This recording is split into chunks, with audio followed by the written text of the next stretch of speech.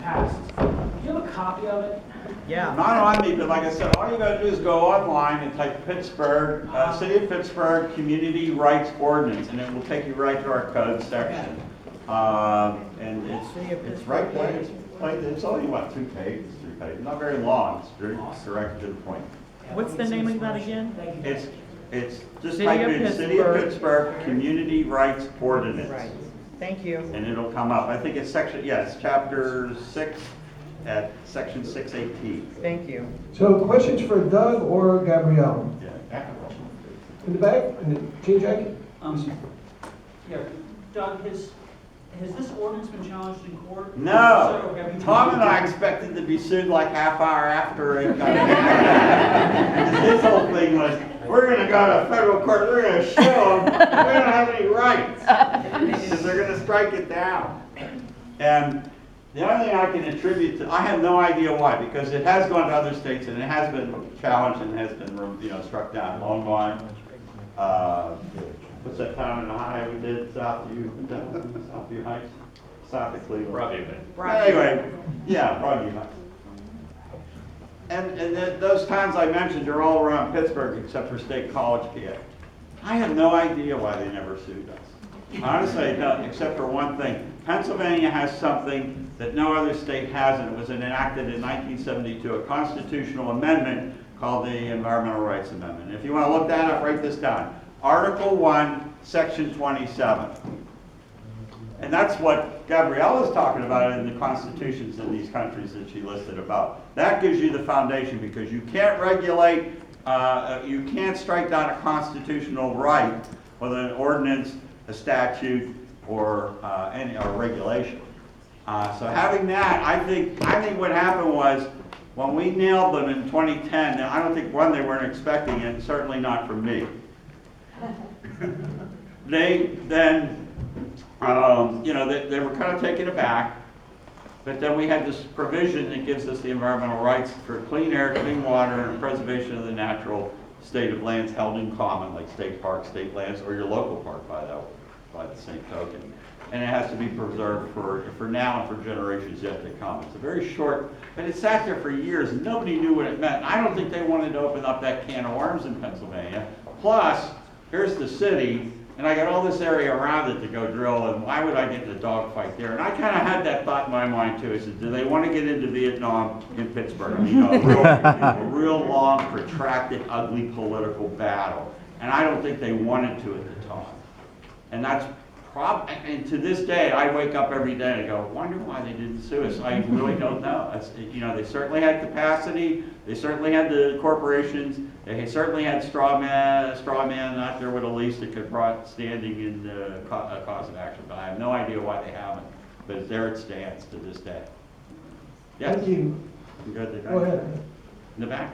Buenos días, Doug y Gabriela. Con bastante gratitud te pregunto esto. I know.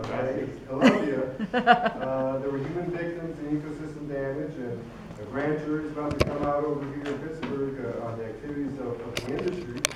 And I want to know, do you see a relationship between the expansion of criminal liability to defend fundamental rights and the rights of nature movement? Do you see perhaps there's an element to that that's growing? Go ahead, hit that one. Because I think you got something on So I don't know much about criminal law in the States, but I had the chance to meet a group of citizens in Sweden. They are asking for the recognition of ecocide as a crime. So I'm not sure which is the best way. I think different communities are looking for new regulation to protect the environment. That is what they're doing in Sweden.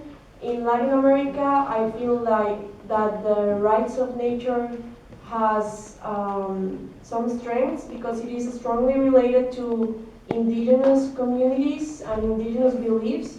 They have recognized Earth as Mother Earth. That's part of their tradition. So that is not a new concept in Latin America. That is one of the main causes of the Ecuadorian constitution having that. Also in Bolivia. So this is not new for many places.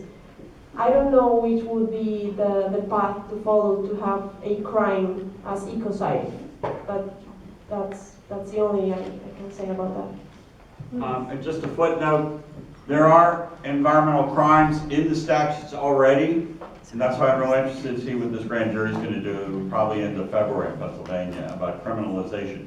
There are all these statutes we see on environmental protections do have a criminal side, but they're rarely done. What we see in Pennsylvania is civil administrative fines. You know, you dumped all this crap in the creek, you poisoned the water, you did this, you did that, and they go, oh, we're sorry, here's your fine. Right. You know, and then they go out and do it again. But, you know, so the criminal side's there. It's a question of the political will to do that, because you're going to have to, you know, indict somebody that just gave you a lot of money in your campaign, and that's kind of hard to do sometimes. Yeah. So it happened recently, this week, the judicial system we have for the transition to peace in Colombia, it's called Special Jurisdiction for Peace, recognize nature as a victim of the armed conflict. So we don't have legislation right now for that in our country, but I feel like this recognition by this jurisdiction is going to start something related to a crime against nature. So we'll see what happens. Hi, thank you very much for all of your helpful comments and all the work that both of you and Thomas have done. So over the past couple of days, we've heard a lot about different kinds of entities and different kinds of approaches to rights. And it seems like in the context of the rights of nature, it's context that is really important. I live in a little city up the road called Jacksonville, Florida, which has a strong Republican mayor model. And in the last mayoral election, we had less than 20% turnout, and only 2 Republicans ran for mayor, uncontested by any Democrat. So my question is, how can we model the appropriate kind of argument for something like the rights of nature, or the rights of animals, or the rights of humans to be free from environmental harm in very specific hostile contexts? I feel what you're saying. We were a bunch of kids, so in the government. No one trusted that this was going to end in the recognition of the most biodiverse place on earth as subject of rights. And I feel, talking with Thomas and Chuck and Douglas, we are living all the same challenges. No one believes in the protection of nature because it doesn't give you profit. It is not part of our community. The ecosystem we live in is not part of our community. It's a commodity we are going to use. But I feel you need to be creative and start talking about the subject is a great advance. All this movement, it didn't start 10 years ago with the Constitution of Ecuador. It's been a movement of indigenous peoples around the world for centuries. So at least starting the conversation and having maybe having legislators talking about this is a point to start. Thank you. She also forgot to mention that. Well, she didn't forget. They went to court. That's one of my favorite places to go to because it's a fact-based argument. I don't want to dilly-dally all day around with talking points and PR people from my opposition. That's right. I want to get into court and I'm going to prove it. And I can prove my case. And I got experts and all kinds of stuff lined up. And I got the scientific evidence about harms that are produced and so forth. So even if your political system is a little bit deflated, and I understand because Pittsburgh hasn't had a Republican elected in 11 elected offices in the city since 1938. So you have places like that. So how do you change inside that Republican Party, the politics? You could go switch parties and join the committee. That's one way. That's a little guerrilla war there. Really. It's like, you can't beat them, join them. Infect their system. Why are they infecting mine? Go join the Republican committee. Go run for committee person. Nobody wants to do that. You can join those things easy. That's one way. But the other way is, in Pennsylvania, we, in an amazing, you could do a whole session on the Supreme Court decision in Pennsylvania in 2013 on the Oil and Gas Act, where 9 provisions were found unconstitutional. More often than not, you can go to any municipality and you will find that the leadership is not abiding by the law or the Constitution in some form or fashion, and that's where you go after them. And, you know, public interest, good public interest lawyers aren't growing on trees. Legal counsel costs some money and stuff, but it's about organizing public opinion, you know, where the governor's right but he's wrong, and putting that paradox into play.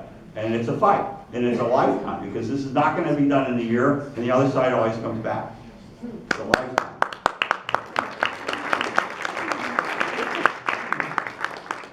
Now, we're going to have all 3 speakers on the panel later to take your questions, so that's just a taste of what's to come later. Yeah. Now I'd like to introduce Jane Goddard. Jane Goddard is a Florida native whose life has been shaped by the waters of Florida. After graduating first in her class from Barry University Law School, in 2008 she worked with Sister Pat Seaman at the Center for Earth Jurisprudence to inspire Earth jurisprudence and the rights of nature in Florida.